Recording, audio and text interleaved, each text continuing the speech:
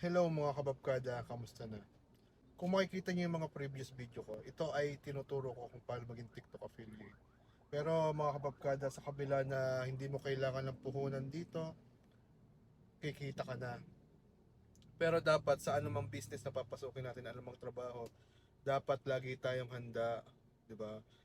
Ang lagi kong pinapayo, dapat handa ka spiritually, 'di ba? Dapat lahat ng ginagawa mo inilalapit mo sa Diyos.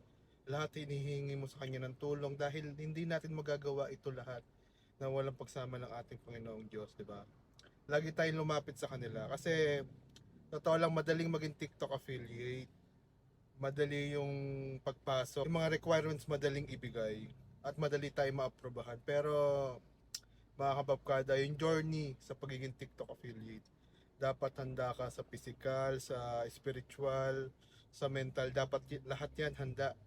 Kaya mga kababkada, sa mga magiging TikTok affiliate yan, ihanda nyo sarili nyo, maging handa tayo, di ba? Yan lang mga kababkada, nawa tuloy-tuloy lang ang ating pagbi-business, pagtatrabaho, gawin natin yung the best natin, di ba? Kasi lahat kailangan ng effort. Ang maganda lang dito sa pagiging TikTok affiliate, worth it yung pagod, worth it yung hirap, yung mga produkto na gusto mo, makukuha mo ng libre, maraming free sample mga kababkada.